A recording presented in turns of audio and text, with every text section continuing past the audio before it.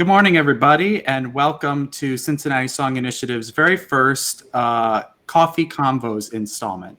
This week, our roundtable discussion is going to feature 3 expert panelists who all teach at voice programs throughout the country in various states, and we'll be exploring what it was like for them to go virtual teaching voice during the time of COVID, and we'll also be talking about creative solutions for how to proceed into the fall with no end in sight, unfortunately, for this virus. So how can students stay productive? How can we engage with students in voice and opera programs in higher ed without throwing in the towel? So it gives me great pleasure to welcome our panel today, and I am going to introduce each of them quickly before we get started. Amy Johnson has performed a wide body of operatic and concert repertoire, from Tatiana to Donn'Anna, Salome to Mimi, in houses all over the world. Ms. Johnson has earned special praises for her portrayal of the title role in Puccini's Tosca, which she has performed nearly 100 times at companies throughout the United States. She's an associate professor of voice at the University of Cincinnati's College-Conservatory of Music, where she teaches graduate and undergraduate classical and musical theater voice majors. She also co-directs the undergraduate opera program there. Welcome, Amy. Good morning, Sam. Great to be here. Dr. Katherine Jolly is a winner of the 2006 Metropolitan Opera National Council Audition Grand Finals and has appeared in leading coloratura and soubrette roles at many companies, including Opera Theater St. Louis, Houston Grand Opera, and New York City Opera, among many others. She is currently an associate professor of voice at Oberlin Conservatory, where she focuses on physical and mental wellness in her teaching, using yoga, dance, and mindfulness exercise to support solid vocal technique. Welcome, Kathryn. Thank you. Happy to be here. American mezzo-soprano Kathryn Leemhuis has performed with international opera companies such as the Lyric Opera of Chicago, Dallas Opera, Cincinnati Opera, Teatro Colón, and Opera Theater of St. Louis, among many others. Some of her most notable roles include Dorabella in Mozart's Così fan tutte, Suzuki in Puccini's Madama Butterfly, Dido in Purcell's Dido and Aeneas, and Tellina in Mozart's Don Giovanni. She is also a highly active concert soloist and has claimed top prizes in countless international competitions, including being a national semifinalist in the 2012 Metropolitan Opera National Council auditions. She's currently an assistant professor of voice and opera at Temple University's Boyer College of Music and Dance. Welcome, Kathryn. Thank you so much. Thanks for having me, Sam. Yeah, my pleasure. Welcome to all 3 of you. So I wanted to kick off by hearing from each of you 3 individually quickly about what your experiences have been like as you've made the transition to teach voice virtually, remotely, as well as whatever sort of inside knowledge that you're able to share with us and insights into your respective institutions' plans for moving forward into the fall. Because as we have all learned in the past few days, especially the past few weeks, this pandemic is far from over, and frankly, anybody who is saying otherwise has their head in the sand. So we're here to explore some creative solutions that may or may not, take permanent hold, but at least what is it that we need to do in this coming fall while we're still kind of in the middle of all this. So Amy, I'd love to hear from you first. Thanks, Sam. Going back to when we had to all kind of regroup and punt around our respective spring breaks, I've learned a great deal. It's been an exciting time, actually, to stay in touch with my students, but kind of recreate a relationship. I found that online teaching was much more successful than I anticipated, and afforded some different perspectives on what I could spend time on.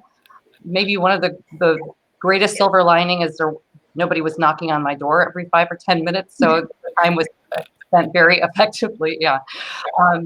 And so going forward, we've been planning throughout the summer. We're looking to proceed as safely as possible, but we're looking at the situation and saying, yes, we're going to handle it, and we're going to enhance it to the best of our ability. CCM is fluid right now in what they're gathering information-wise, And we're looking in voice specifically, coming back at some sort of a hybrid. So maybe some virtual, maybe some safe, larger spaces alternatively. Interesting. Okay, great. Good to know. Dr. Katherine Jolly, let's hear from you. Well, my sentiments are very much on the same plane as Amy's. I found online teaching to be extremely successful. My students made a pretty seamless transition and really were incredible in their ability to integrate information at kind of the same rate and in some ways faster than when we were in person.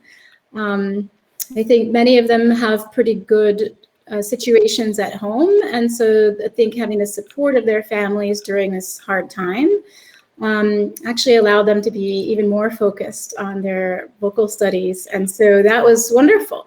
And we also found some new ways to engage as a studio. So I coordinated a weekly Met broadcast watching party, and then we would get together and have like an opera Jeopardy, and that led into a lot of different discussions about voice types and Fach and genre and language and style and even production values and all sorts of things that traditionally we don't feel we have time to do with the intensity that we all engage in throughout the study of voice. So I found it to be very successful. And so I look forward to the fall with optimism, actually. I think one of the challenges will be having new students that we are engaging with, perhaps also in kind of a fluid way that Amy mentioned. So Oberlin is both going to be in person, and then some things may not be in person, like voice. For those of us that do not feel comfortable being in our studios, which don't have a lot of space for particles to safely dissipate. So personally, I will be teaching remotely in private voice, and my students all know that already. I think they're all fine with it because we have been engaging throughout the summer in addition to last semester. So I look forward with optimism, and I think we're all still in planning stages in terms of operas, but they are going forward. Choral rehearsals, maybe outside, maybe hybrid, so kind of staying open to all those possibilities. All options on the table, kind of whatever we've known in the past, throw it out. Out the window, yeah. All right, Kathryn Leemhuis, let's hear about Temple and your own personal experiences. Yeah, I mean, it's very similar. And I'm sitting here listening and thinking, I'm so grateful that these universities have been really emphasizing safety first. It sounds like it's been that way at both Oberlin and UC as well. I was pretty lucky in that, well, when this happened, I've had years of teaching online experience. And I've seen the results of that in my own private studio, and it's been good. So when the pandemic started to really pick up around late February, early March, I was in a studio class with my singers, and I kind of said to them at the end of class, I said, listen, I don't know, I have a suspicion something might happen, right? We might move online. And we had a brief 5-minute chat about what might change, and that, we really shouldn't be nervous about that, or we will figure it out.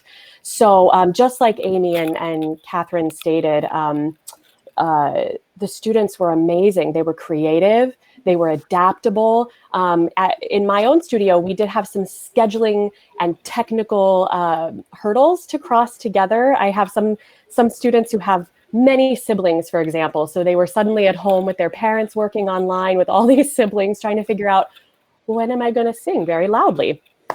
So we worked together, and I personally was really impressed. And so the creativity was astronomical. We also had, just like, at Oberlin and UC, I'm sure, they still had performances and deadlines. We had recitals to do. We had an opera to do. We had juries to do, opera auditions for next year to do, and it was amazing. Our opera director, actually, we were doing Adamo's Little Women, and they were in the rehearsal process, and they did a partial performance the very last possible day that we were allowed to be on campus. they went in and performed it. Same thing with opera scenes. So we worked fast and furiously at Temple. From the faculty perspective, we doubled down on meetings to start brainstorming and to sort of help each other. I have lots of colleagues over the 55 plus age category who are vulnerable to the virus, and also don't consider themselves fancy with technology. So there was a lot of collaborating, a lot of helping each other. The students did really well. We were really happy with that. And we've been moving through this summer in the same way. More meetings, more discussions. It's been wonderful. So moving forward to the fall, we received an email from our president just a couple weeks ago at the university that we will be in person. Just 2 days ago, we received an email about the dorm situation, and I jotted it down here. He's calling it de-densifying, where their goal is to reduce the number in students by half per dorm. So it's fluid, and we'll see how this goes. The Boyer College of Music and Dance, we're working diligently to create a clear and consistent policy college-wide with health and safety first. Obviously, singing is super spreading, which most of us know by now. So we're keeping that in mind, and we're trying to figure out the best solution for this. And I have a feeling we'll know in a couple weeks for sure if we'll be online or in person. So just like UC and Oberlin, it's fluid. The excitement hasn't stopped. I find myself connecting more with my singers than maybe I would in the summer, which is so special. And I've got a large number of new students next year. So it's reaching out to them and making them feel welcome, which is so hard to do virtually. So we're excited. It's forcing our creativity to new levels, that is for sure. Yeah, the real integration of technology mixed with in-person stuff, this hybrid action, and all the challenges but exciting possibilities that creates as well. Yeah. Amy, you teach opera, an ensemble course at UC. Can you tell us a little bit about what you're thinking, or what plans are, or how that will differ, how that experience will differ from how we're dealing with one-on-one studio teaching? I'm actually kind of excited about it. Ken Shaw and I teach it together, and we have been Zooming quite a bit this week. We were pretty successful with the end of the semester last year, and we're revisiting what worked and what we want to keep and what we wish to expand upon. And I'm definitely ripping off the opera Jeopardy, Katie.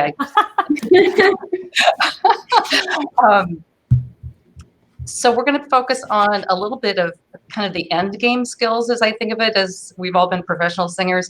You get out into the real world, and then all of a sudden you realize, oh, I need some acting for the camera skills because it's a telecast, and I have to go on the local noon talk show to talk about the local production or the symphony with which I am singing. And all of a sudden you have to recall those multimedia skills, right? So we're going to work on that with our students. Can I audit that class? You can, yes, certainly. Thank you. I've actually had some success directing online and teaching I work with a great deal of the Michael Chekhov technique. And I recently was able to work with a couple of our grad students and introduce them to some of those skills and stage a scene virtually. They eventually were in the same theater space to tech it and perform it, but they were, it was ridiculous. It was like they were 60 feet away from each other, so it was no problem. We're exploring ways with the TDNP, or it's known as TAPA at CCM. We are very big into acronyms at CCM. But a group of directors have gotten together, and we've been playing with working on synchronicity, obviously, but possibly being able to use projections and 360 cameras so people can be safely apart, but you as the audience member decide which person in the dance or the sword fight you get to watch. That is so cool. It's very cool. We're determined and excited, but it's like being in a great big sandbox with a bunch of people again. It's like, whose toy do you get to play with, and what can you make with it? So we're really determined to have great content for not only our singers and actors, but all of the students that we train to create those productions. So it's fun to be part of that. Then the other end of the spectrum, Sam, is I also teach a mind-body skills class, and that's going gangbusters. We've got a terrific dean who's very committed to the health and wellness, I can say that, component, and being proactive rather than, okay, somebody has a sprain or tendonitis, now we can help them. We're trying to get out ahead of that. But those classes were also very successful online. And the reason I mention it is because those of us that teach it have then brought it into our studio class or our acting classes. And it's really been a way of keeping the community together and supporting each other and just having some positive skills to address this very odd time. That's awesome. So this overarching concept that despite the medium, whether it's in person or remote or a hybrid, there are some universal skills that voice students can attain despite the medium. Your camera performing skills, presentation like that, public presentation. You can still carry out health and wellness courses and material and deliver. That's fantastic. 360 camera. I can't get over it. That's amazing. I want to see it all. And you can still create a sense of an ensemble, whether it's a duet or a larger group. That was what I was most fascinated to find out. But once we had played with some of these techniques, the response from the actors and singers were, this was nurturing, this was satisfying to me as a student and as a performer. So it was exciting. Now, when you get into song recitals, that's going to, I think, going to have to up our game. It's how do you recreate that collaborative experience? And I have no great words of wisdom on that yet. I'm all ears. Katie. Yeah. Any ideas? Yeah, I can address that, because one of the things we've been bouncing around, I will admit, I think our instinct as voice professors is to sort of kick the can as long as we can. I've been having this conversation with my rising seniors and my master students about their recitals. I'm trying to steer clear of the bedroom karaoke style recital. For obvious reasons.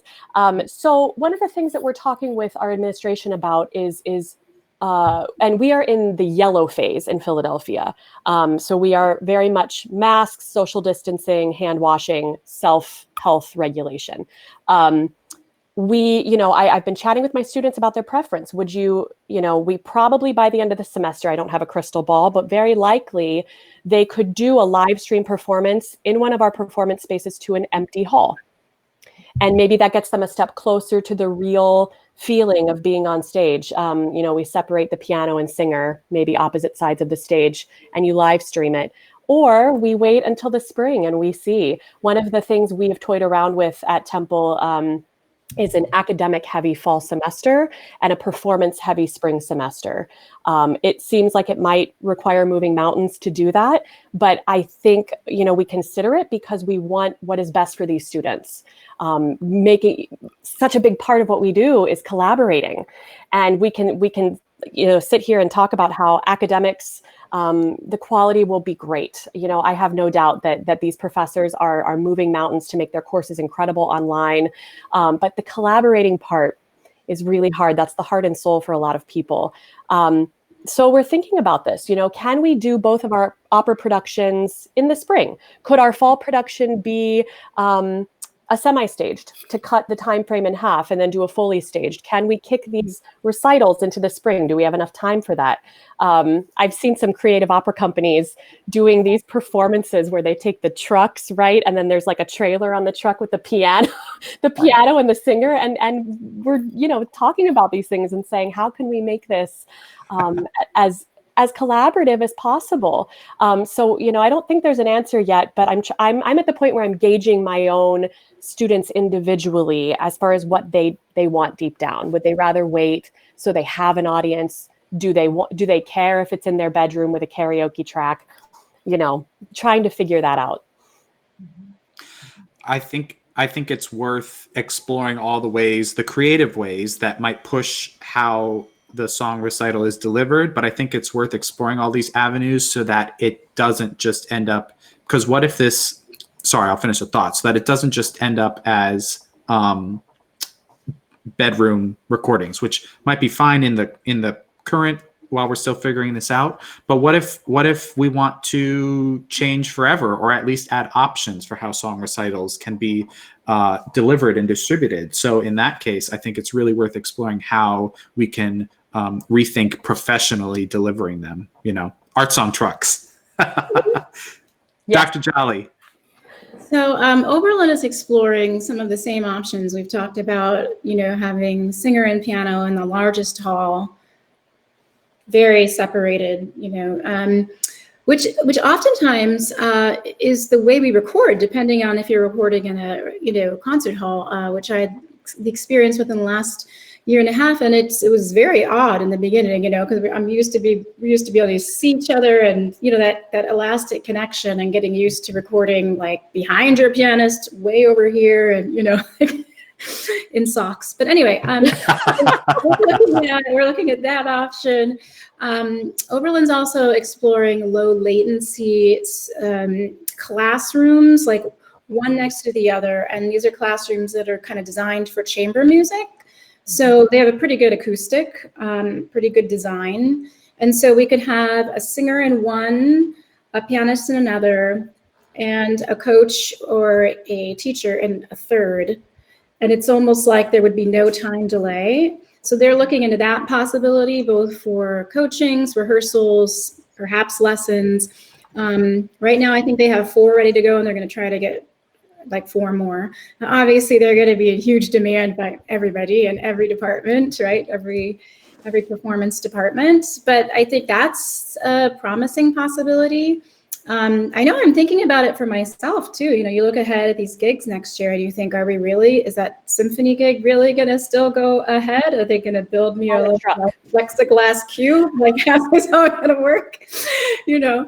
So I think we're exploring all of those options. We're also looking at the possibility of using some like structures on campus, which you'll remember, Katie, like in Tappan Square, that have kind of like an arch-like structure, but it's open at the back. Yep. And so could we put a singer there? It could be somehow a pianist. It's kind of like opera outreach all over again, or like. So, but would that work? Like, we're looking at all those possibilities. I'm thinking about them for myself too, because I think, how long can I go without giving a recital? My pianists are all over the country. One's now in Korea. Like, how are we gonna do this? So. I just wanted to say, Katie, though, outreach all over again to us, but not to the students. So actually, this is great. It's a great idea. Their first introduction to like, well, you got to sing everywhere. Somebody's living room, nursing home, outside, right? That's true. I also wonder if that's going to increase the possibilities for reaching new audiences as well. If we're exploring all these new ways that we can get out into the community or deliver the material. Absolutely, like pop-up opera. Yeah, it's been happening. We know some professional opera singers and their pianists who've been doing balcony performances, or in their apartment complex or on their street. I mean, it's incredible. And these people come out, from their houses to listen. And who knows if they've ever heard opera before? I mean, it's fantastic. I wanted to add really quickly too, our genius opera director at Temple, Brandon McShaffrey. I have to give him props. Thought of this brilliant idea, potentially if we cannot move performances, of the bigger productions to the spring, of doing an Airbnb rental in one of Philadelphia's neighborhoods that has big estates, and doing moving the piano from room to room and filming that way and using that. And so it's probably production heavy. I haven't asked him the details of that. I can't imagine. I feel like we don't have a large, tech team at the School of Music, but we do have a program for media for the students. So I know he's been talking with their department to see if we can collaborate what we want to do with our production with some of those students involved in media and production. So that is something he's toying around with, which could be really fascinating. That sounds amazing. I feel like I'll stay at home because I don't know how he's going to do the production. Oh gosh. Johnny Skeeky first, right? Right. Amy, tell us a little bit about. I love this story. You're a champ. Tell us about everybody's online. Everybody's coming to class virtually. But tell us about a few of the standards that you're continuing to hold your opera students to, despite the fact that they are coming to you from the comfort of their home, as far as attire and professionalism and stuff like that. I think I joke. I think it's super important. Yeah, I think we all agreed on this earlier when we were brainstorming a little bit. After the first couple classes, I thought, you can't come to opera class, or you can't come to your voice lesson in your jammies and, with backlit, so it kind of looks like a security camera shot at the ATM. So we had to come up with some protocols, and my way of looking at it is, this was your hour or 2-hour class, and this is your most professional engagement of the week, and you're a performance major, so you need to show up and show respect for yourself and your colleagues and your professors, and listen with intention. I also learned quickly how to turn off the chat in some of the sessions because it had nothing to do with the content. So it was guiding them with, okay, this is not social media, this is actually a classroom. And it changed very quickly. They were, I've got great students, so they went with it. And then it was like, oh, kind of game on. Yes, I can show up and look like a pro. It's part of it. Katie Jolly? So yeah, we had a brief meeting before, I think it was the day that they announced that everyone was leaving campus. And so my studio all showed up in the hallway in tears and hugging each other. And so we had like a, final jolly powwow in person. And so, yeah, we established some ground rules. It was actually one of my good friends, Wendy LeBourne, that said one of her students had shown up on Zoom, and she said, "Can you stand up so I can see, what's going on with your, your lower body and your torso?" And students said, "I don't have any pants on." So I told them, this is the bar. You've got to put on pants. Like, do not show up in your lessons without pants on. That's the bar. That's where we're going to start. And then we had some conversations about, you at least have to change from your night pajamas to your day pajamas, right? And then we talked about showering and putting on your face. So, with no intention of, if you are a woman, you must have makeup on at all times, nothing like that. Just like whatever you would do to go to school and feel like you're ready to go, do that. So we still had a studio recital, we still had juries, and they had to show up just like they would, right? Full face, gown or audition dress, audition attire, all of that. And I think a lot of them actually thanked me for that because it helps them kind of separate the day and feel like there's still standards and there's still a reason to get out of bed and have a structure.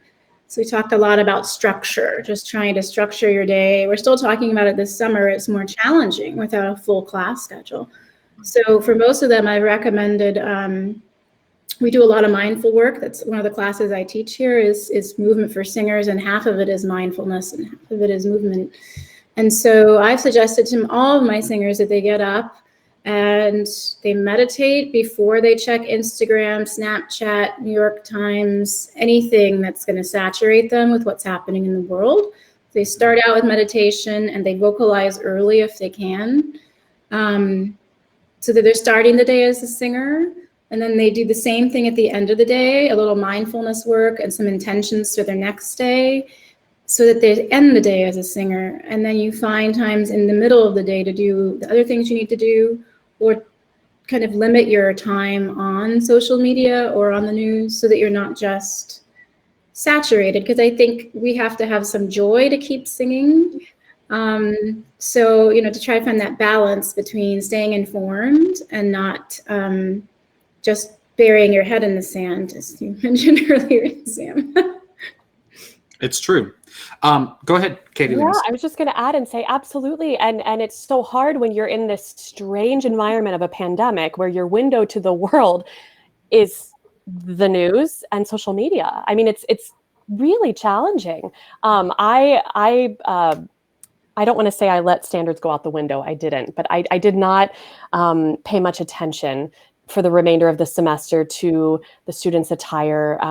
I was so concerned about their well-being, because I just didn't know the home environments they were going to, how they were feeling.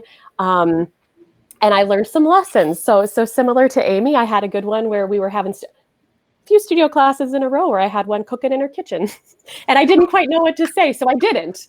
But it's interesting because one of the things I did for my colleagues, because I'd had so much online teaching experience, as soon as we were all at home, they said, could you whip up a 10 commandments for online voice lessons? And I did. And it's great, but I feel like it needs to be 20, and 10 of them need to be related to what we're talking about. And I think I'm so glad to hear, Katie, that your students were grateful for it, because that encourages me to go ahead and not be timid. There's this delicate balance of being sure we're sensitive to their environment, to what they're able to provide. And for some of them, it's really hard as opposed to being on campus and being able to be there in person.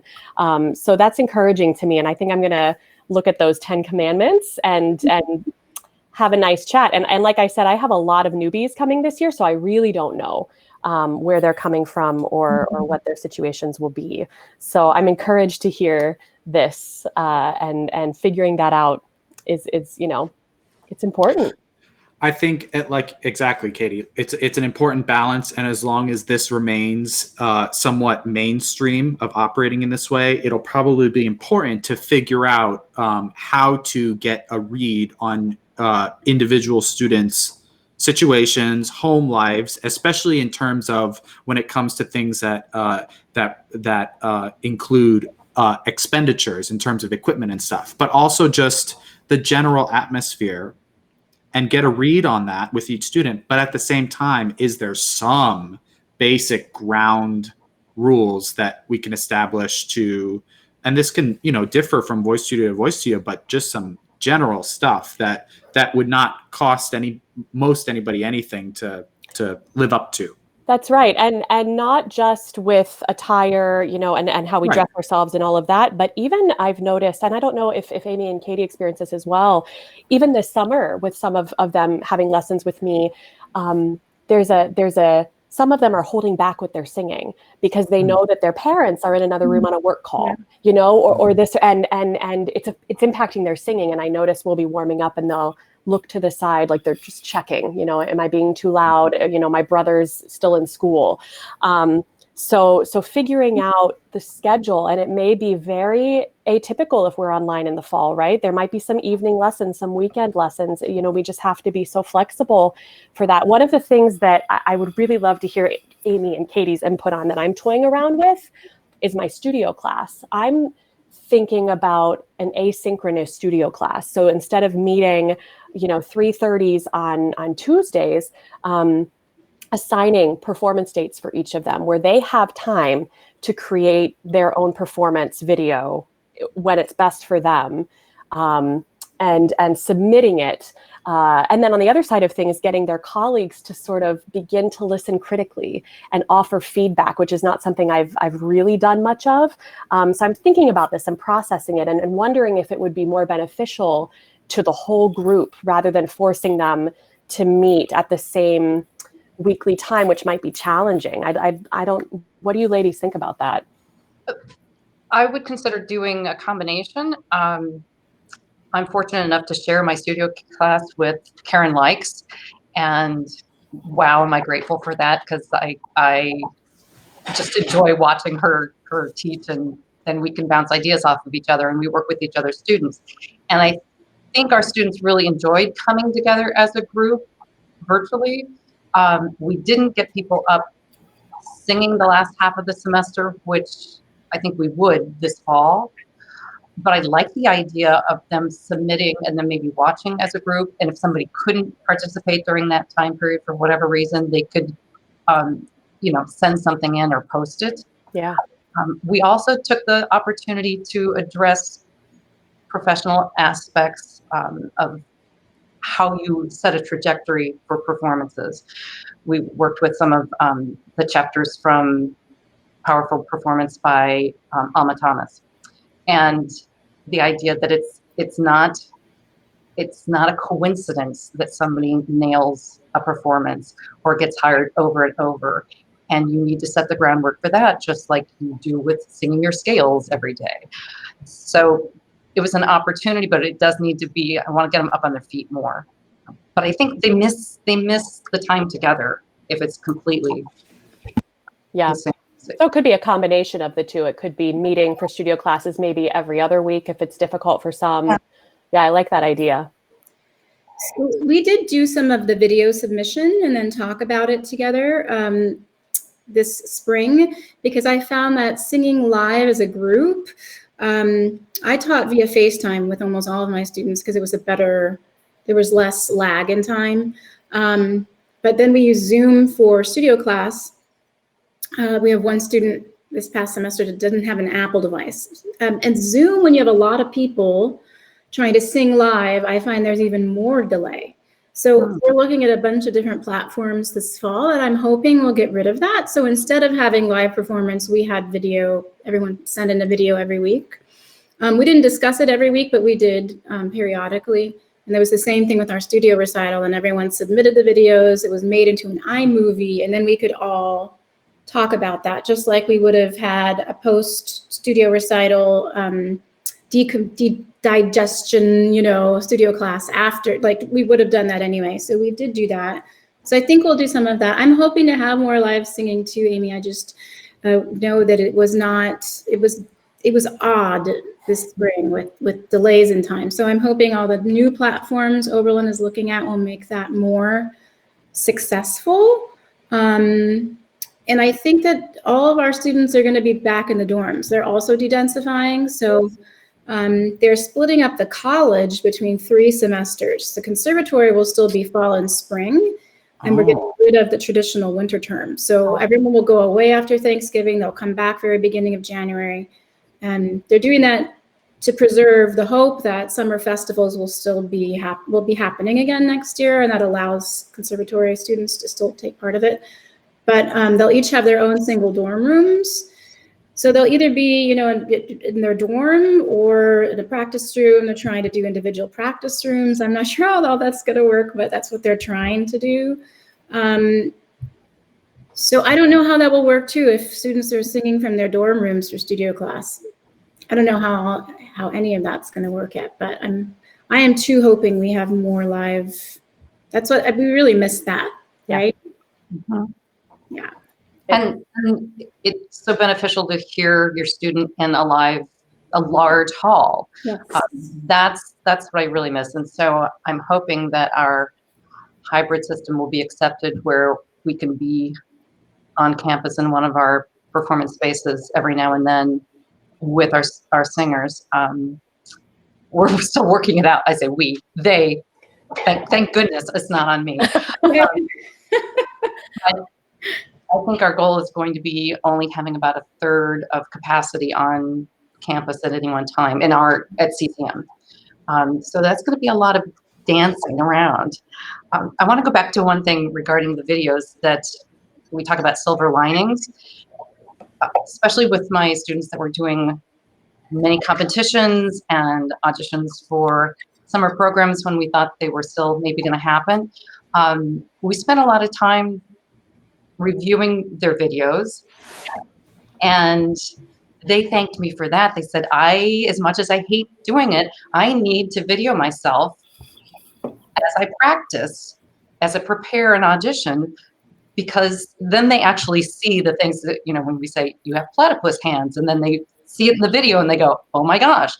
But even as they prepare additional videos, to make sure that they're setting themselves up with good lighting and flattering angles and, just a good atmosphere. That's another thing that's going to be helpful. And I find also in whether it's our Zoom lessons or WebEx, which really did not work for us, they have the opportunity to just press record and videotape the lesson as well, as opposed to just having it on their iPhone. So that's been a benefit. I just want to echo what Amy said.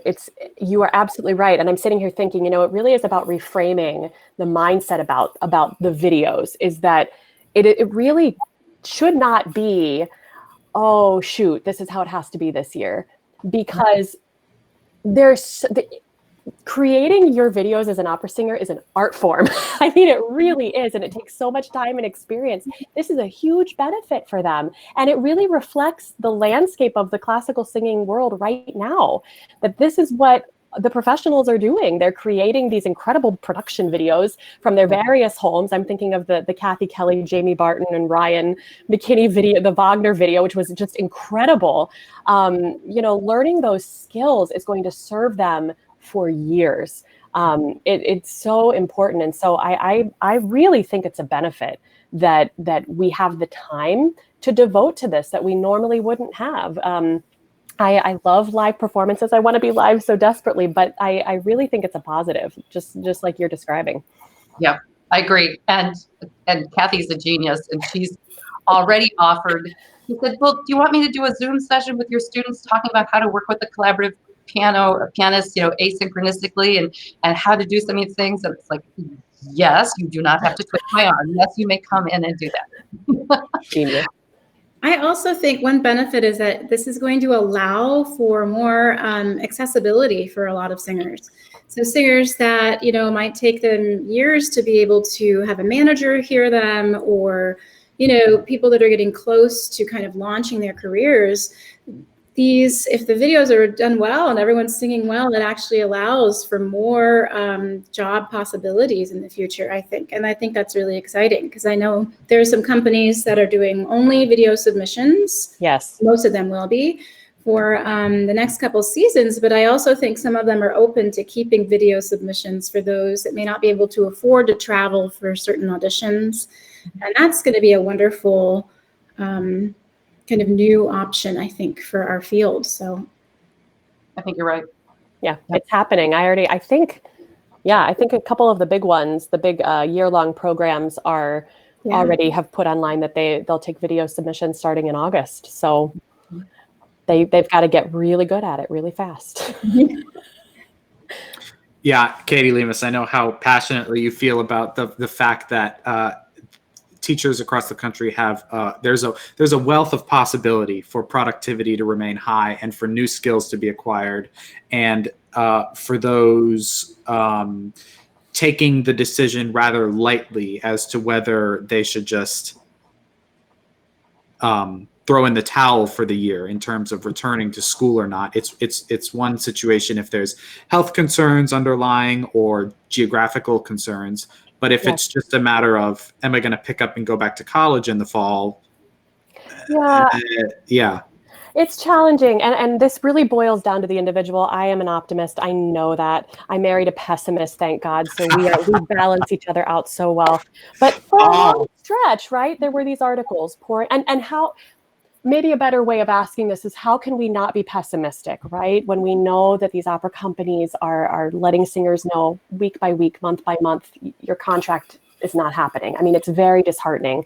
But as far as academia is concerned, it really boils down to the individual. And I think that's hard for a lot of 18-year-olds in particular, who maybe, you've got the ones who know, I really want to do this. And in my opinion, those are the ones, they're not going to slow down. Then you've got the ones that are a little unsure.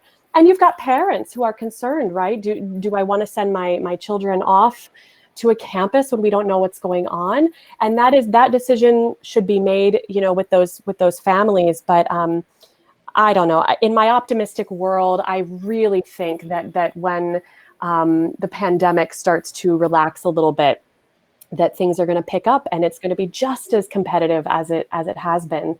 And I don't know. In a way, in my optimistic world, I also view this as a time to really reconnect or connect more deeply to music and to practice and I was just discussing with a family member the other day. She called me because her son is he's showing signs of being I think he's 10, very young, very into baseball. Like, not just that he likes the sport, but that he spends hours in the backyard practicing.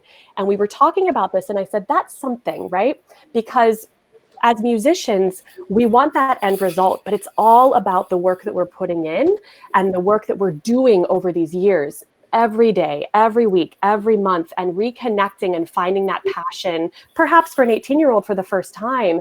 It's so important. And so I don't know. I refuse to give into the pessimism. I'm staying optimistic. And what I see in my students is this wide-eyed optimism. They want it so desperately, and they love classical music. So I'm staying optimistic. I also think what I've seen is just this increase in grace and gratitude for being able to sing.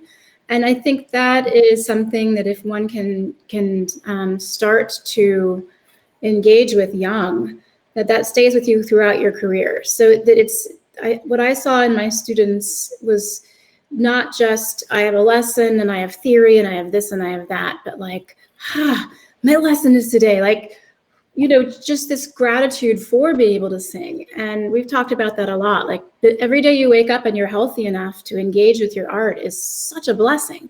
And if we can start to feel that from a really young age and hold on to that, because these careers are challenging, right? It's a long road, and it's continuous. You keep reinventing yourself, you keep, engaging, and you go through ups and downs like any other marriage. And your relationship with your instrument is a very primal, essential marriage, right? Yeah. It requires daily commitment and everyday love, even on days when you're like, I don't like you today, but I love you. There's a really great video. I wish I had control and I was technically savvy enough. I am not, to click over to Leontine Price talking about the love of the process. Yes. That she fell in love with the process, and the performing was the cherry on the sundae, but it is about the process. And this is the perfect time to help these students and these young, wide-eyed, optimistic singers, and grab that, Katie, just like you're describing. I mean, it's a special time in a weird way. I completely agree. Katie, I completely agree. I'm going to hop on right there because it's these kinds of times that, to some extent, level the playing field. And everybody is in the same boat. And everybody's having to think of creative options. And of course, the entire structure of this industry has not changed, not yet. But we are all still in the same boat in terms of redefining what it is to be an artist in this era. And Katie Jolly, to your point, I think that has the potential to fight individuals' feelings of pessimism and stuff in this industry. I think individual projects that you're motivated by help feed your artistic soul and provide a salve from the constant grind of trying to fit into the industry. Whatever that means. There's you know what I mean? The industry's sort of on pause, isn't it? Mm-hmm. So we have this time to get better at our craft, to work on our technical skills, and technological skills. Yeah. It's really kind of cool. It's an opportunity to move forward. Yeah. Absolutely, that's kind of an opportunity. And again, those are the skills that they're going to need throughout their career. We have to be able to be nimble and creative and say, wow, that's not at all what I was expecting, but how do I make the best of it? Or how do I embrace it and thrive? given these parameters. And I think you're right, it's nice to have everybody being forced to take a little bit of a pausa. We're all experiencing it together, but it's important to be moving forward during that time. Mhm. And I keep saying to my singers that not only is singing therapy for them, but we have to remember that we're going to be the first responders or the critical contributors when things open up. People are going to need to hear music when it can happen live. We are going to be part of that healing process. And so it's important to be ready. Yeah.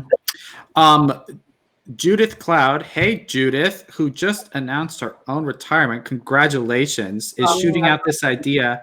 How about changing the parameters of assignments to include learning an entire role? What do you think about that? Do you understand the question? Yeah, Katie Leemhuis? I can address that. I do know with our opera scenes program, which I don't teach, that's taught by our opera director. I think he's toying around with that idea and I think he normally structures the year that the fall semester, I believe, is aria study, and the spring semester is scenes. So I believe he's already thinking that through. It may not be an entire role, but it might be the majority of a role, particularly if we are online. So it's a brilliant idea because, it gives these students an opportunity to really dive into a role maybe they wouldn't have time for, or they wouldn't get cast in, right? So each of them can focus on their individual goals with a role. I think it's a great idea. Amy? I've got quite a few that are actually in that process, and it was one of the things, okay, we have this time, what can I do? Oh, I can actually look at these 2 roles or sing it into my voice and see if it's a keeper. One of my incoming grads, we started working early just so we could get to know each other and get accustomed to working online. And she said, give me a role, throwing down the gauntlet. But I'm also thinking, going back to the idea of studio class, Karen and I have done this in the past, but I thought this would be really beneficial. Looking at our students, coming up with a song cycle that would be beneficial. Each singer takes 1 or 2 songs, and then they learn the complete cycle and can perform it for each other and have sort of a mini studio concert at the end of it. Katie Jolly's nodding. I bet she's already done it, haven't you? Love it. I tend to do themed things with my students. In the past, I did a whole studio recital all about food, but a song cycle might be more pedagogically acceptable. But during a pandemic, maybe you want to do something about mood. That might be really fascinating. That's true. Mood and food. No, we want the students out of the kitchen, Amy, out of the kitchen. Leave the food to Vernon. He'll do a webinar on it. That's true. So Kathleen Silverstein says she would love to get a look at Dr. Leemhuis's 10 commandments. So can you send those to us and we'll post them on our page afterwards? I have a feeling. I will. I think your 10 commandments or 20 commandments could go viral in this time. I feel like I should put a price on it. I'm kidding, but I feel like I need Maybe. to add. No, I need to reevaluate it and maybe make it a dozen or something with the just keeping that standard high, right? But I'm happy to share it, of course. To that point, I think the whole reason of having this public forum with the 3 of you has been fantastic because a lot of teachers have been speaking privately to each other, or maybe they haven't been speaking to anybody at all. And just like students need to figure out how best to move forward, I think this has been really helpful. And Tiffany Owens is even saying that that this has been super inspiring for her in her own as she moves forward with her own teaching. So I think all the sharing and collaborating that we could do, that'd be great. We have one more question that I think would be very helpful to address if any of you 3 can. Tiffany is asking, I would love to hear some recommendations for working asynchronously with your collaborative pianist. That's been really tough. And I have not heard how our collaborative piano department is going to move forward yet. They've been brainstorming fast and furious as you can imagine, but I would not presume to speak for my esteemed colleagues. Mhm. But I know with some of our coaches, they sent sound files. They would work on text and discuss style face-to-face, FaceTime, and Right. then send a sound file. The singer would record with it, send it back, and then they would discuss it. And I know that some of my colleagues have been using Marco Polo app. I have not used it yet. They found that that was very effective, but it is a great concern because you want that collaborative, creative experience. And I think, okay, it'd be great to have my singer and a pianist distance in the hall to perform, but how do you get to that performance? Right. So it's meaningful for both students. So in process. Dr. Leemhuis. Yeah, I can tell you a little bit about what we did, which I thought worked really well. And I was just looking for the app, Tiffany. I will try to find it. So my pianist for my studio is brilliant. And he took those first about 2.5 weeks when we were all at home to record the entire studio plus some, the repertoire. He used a particular app where the recording saved as either an MP3 or an M4, M4A, I think. And then he put them in individual drop boxes for the students. And there's a particular app, and I was looking for it and I couldn't find it. I'll try to find it and I'll share it with Sam so he can share. But this app's incredible where in the moment you can speed up or slow down the tempo yourself. So that is how we managed the remainder of the voice lessons. He took the remaining time that he normally would have been at the voice lessons, and he scheduled his own coachings with them to work on everything that Amy was describing. So I wish he were here to talk about this. He's from Brazil and he has a colleague there. They are actually currently building another app together that apparently is going to be almost their goal is almost in sync, and he's been telling me about it, and I owe him a phone call about it. So we'll see, how this goes. But I would highly recommend, for the sake of lessons, if there is a lag, finding an app where you can speed up or slow down the tempo. And is it accompanist? Accompanist. That will do it for you? Yes. And I have not used that. I don't know what that experience is like. So my students are using that this summer. We had the same kind of approach, Katie, where our wonderful studio pianists recorded all the music for our studio. But, if it's a track, they cannot adjust on a day or, and tempos change oftentimes when the piece becomes more in your body. So this summer, my students are using App Accompanist, and they've found it to be really helpful. We are also looking into SoundJack at Oberlin, that Ian House, working on at NEC.